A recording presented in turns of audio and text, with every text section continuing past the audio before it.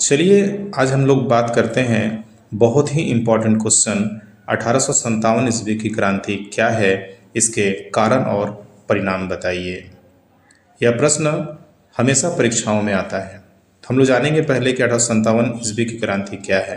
1857 ईस्वी की क्रांति भारत का प्रथम स्वतंत्रता आंदोलन था, जिसने भारत के लोगों को संगठित होकर स्वतंत्रता के लिए संघर्ष करने का संदेश दिया। ये एक बड़ा विद्रोह था। क्रांति का कारण हम लोग जानेंगे। क्रांति का सबसे प्रमुख और पहला कारण था राजनीतिक कारण। लॉर्ड डलहौजी ने भारत में लैप्स नीति, जिसे विलय नीति भी कहा जाता है, को लागू किया, जिसके अनुसार संतानहीन राजाओं के राज्य को अंग्रेजी साम्राज्य में विलय कर लिया जाता था। राजाओं को गोद लेने का अधिकार नहीं था। इस नीति के कारण भारतीय राजाओं को अपने राज्य को खोने का डर उत्पन्न हो गया, जिसके कारण भारतीय राजाओं ने अंग्रेजों के खिलाफ विद्रोह किया। विलय नीति के द्वारा ही अंग्रेजों ने झांसी, अवध, नागपुर और सतारा जैसे राज्यों पर अधिकार कर लिया। अब हम जानेंगे इसका दूसरा प्रमुख कारण क्या था। दूसरा प्रमुख कारण था प्रशासनिक और आर्थिक कारण। ईस्ट इंडिया कंपनी की शासन व्यवस्था के कारण भारतीय किसान, मजदूर और जमींदार सभी वर्ग के लोग परेशान थे।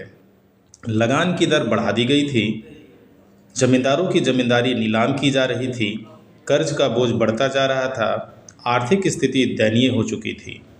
लोगों में अंग्रेजों के प्रति असंतोष की भावना बढ़ती जा रही थी, जो विद्रोह का कारण बना। अब हम लोग जानेंगे 1857 ईस्वी का क्रांति का तीसरा प्रमुख कारण क्या था। तीसरा प्रमुख कारण था सामाजिक और आर्थिक कारण। अंग्रेजों ने भारत में सामाजिक सुधार का काम किया। सामाजिक बुराइयों जैसे सती प्रथा, बाल विवाह, नर बलि प्रथा को दूर करने का काम किया। ईसाई धर्म का प्रचार तेज होने लगा, जिसके कारण भारतीय लोगों को यह लगने लगा कि अंग्रेज उनके धर्म और संस्कृति को नष्ट करना चाहते हैं, जिसके कारण भारतीय लोगों में अंग्रेजों के विरुद्ध विद्रोह की भावना उत्पन्न होने लगी, जो विद्रोह का कारण बना। चौथा और सबसे प्रमुख कारण माना जाता है सैनिक कारण को। अंग्रेजी सेना में बड़ी संख्या में भारतीय हिंदू और मुस्लिम सैनिक काम करते थे, किंतु भारतीय सैनिकों के साथ भेदभाव किया जाता था।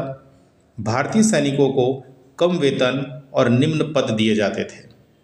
उनकी धार्मिक भावनाओं को ठेस पहुंचाया जाता था, जिसके कारण भारतीय सैनिकों में विद्रोह की भावना उत्पन्न होने लगी थी। सैनिक कारण सबसे प्रमुख कारणों में एक माना जाता है।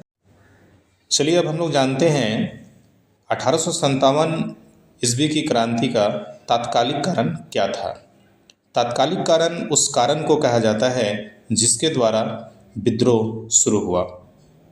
1857 ईस्वी में अंग्रेजी सेना में एक नई राइफल एनफील्ड का प्रयोग शुरू किया गया, जिसमें लगने वाले कारतूस के ऊपर गाय और सूअर की चर्बी से बना आवरण लगा रहता था, जिसे सैनिकों को दांत से काटकर प्रयोग करना पड़ता था।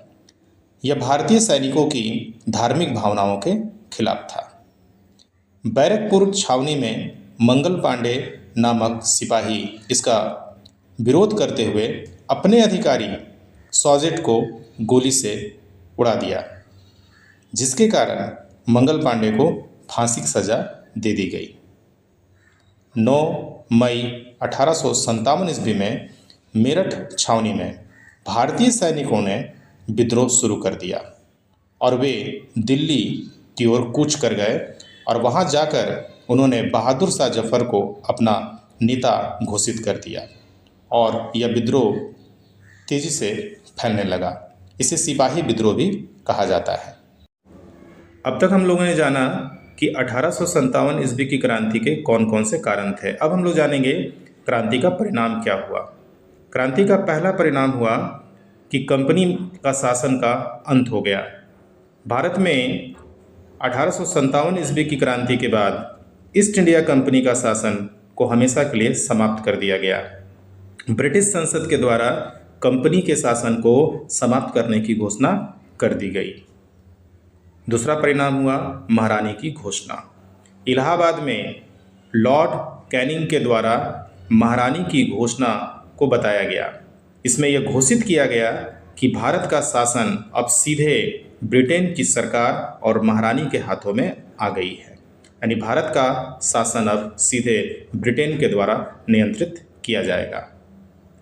तीसरा परिणाम यह हुआ कि भारत में शासन अधिनियम को लागू किया गया, जिसमें गवर्नर जनरल के पद को बदलकर वायसराय कर दिया गया और भारत में शासन का ढांचा पूरी तरह बदल दिया गया। भारतीय शासन व्यवस्था में कई प्रकार के बदलाव किए गए और ये बदलाव भारत शासन अधिनियम के द्वारा किया गया। अब हम लोग जानेंगे चौथा परिणाम क्या हुआ। सेना का पुनर्गठन। अंग्रेजों ने भारत में सेना का पुनर्गठन किया। सेना में भारतीय सैनिकों की संख्या कम कर दी गई और यूरोपीय सैनिकों की संख्या बढ़ा दी गई। ऐसा इसलिए किया गया क्योंकि भारतीय सैनिकों के द्वारा विद्रोह की संभावना समाप्त हो जाए। चौथा प्रमुख परिणाम निर्वासन। अंग्रेजों ने बहादुर शाह जफर को भारत से निर्वासित कर रंगून वर्मा भेज दिया, क्योंकि 1857 की क्रांति का नेतृत्व उनके द्वारा किया गया था। बहादुर शाह जफर की मृत्यु रंगून बर्मा में ही हो गई थी। अब हम लोग जानेंगे छठा प्रमुख परिणाम क्या था। छठा प्रमुख परिणाम यह हुआ कि 1857 की क्रांति से भारत में राष्ट्रीय चेतना का विकास हुआ। भारतीय लोगों में स्वतंत्रता और देशभक्ति की भावना का विकास हुआ। इस क्रांति ने राष्ट्रीय स्वतंत्रता आंदोलन का आधार तैयार किया। अब हम लोग जानेंगे कि 1857 ईस्वी की क्रांति का क्या निष्कर्ष निकला। 1857 की क्रांति को भारत का प्रथम स्वतंत्रता आंदोलन कहा जाता है। इस क्रांति ने भारत में स्वतंत्रता और देशभक्ति की भावना को बढ़ाने में प्रमुख योगदान दिया। ये बहुत ही इम्पोर्टेंट क्वेश्चन था जो हमेशा परीक्षा में आता है। यदि वीडियो अच्छा लगा हो और आगे आने वाली वीडियो को आप देखना चाहते हैं तो प्लीज़ सब्सक्राइब